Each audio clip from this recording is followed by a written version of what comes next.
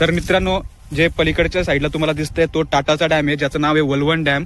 आणि त्या वलवण डॅमच्या जर इकडे आलो तर हे मंदिर पाहायला भेटतं. नमस्कार मित्रांनो, स्वागत आहे तुमचं विषय अस्तित्वाच्या पेजवरती. आणि आज मी आलो आहे काल भैरवनाथ यांच्या जागृत देवस्थानाला भेट द्यायला. पण हे जागृत देवस्थान ही कुठंतरी संपुष्टात जाण्याची शक्यता आहे. तर चला मी तुम्हाला ते दाखवतो. तर हे देवस्थान आहे काल भैरवाचं. आणि तुम्ही मंदिराची जुनी जे दगड आहेत, जे बांधकाम आहे ते तुम्ही पाहू शकता, जे की आता पडलेल्या अवस्थेत आहे.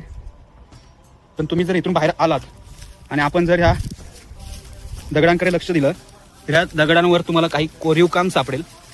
हे बघा इथे, जे की असे उभे असतील इथे. आणि आपले कदाचित दीपस्तंभ असतील ज्याच्यावरती दिवा लावला जायचा.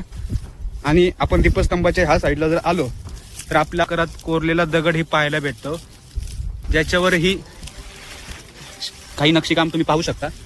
आणि आपण इकडे दीपस्तंभाच्या उजव्या साईडला जर येऊन पाहिलं तर इथे सुद्धा तुम्ही हे खांब किंवा कोरलेले दगड पाहू शकताय. तर मित्रांनो, मला असं वाटतं की हे जे आपलं अस्तित्व आहे, हे अस्तित्व कुठंतरी या झाडांखाली किंवा लक्ष न दिल्यामुळे संपुष्टात येते. तर ह्याच्याकडे आपण लक्ष देणं गरजेचं आहे. आणि इकडे जर पाहिलं तर इथे सुद्धा तुम्ही कोरीव काम केलेलं दगड पाहू शकता.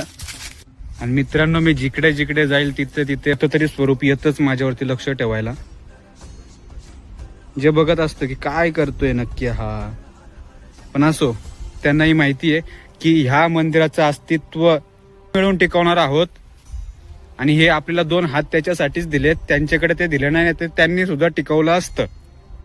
आणि मित्रांनो, हे जर अस्तित्व संपत राहिलं ना असं हळूहळू, तर नक्की आपण पुढच्या पिढींना दाखवणार काय, हा कुठेतरी प्रश्न पडतो. तर ही व्हिडिओ मी तुमच्यापर्यंत पोहोचवण्याचा प्रयत्न केला. आता हे तुमच्यावरती आहे की ही व्हिडिओ तुम्ही कुठपर्यंत पोहोचवायची.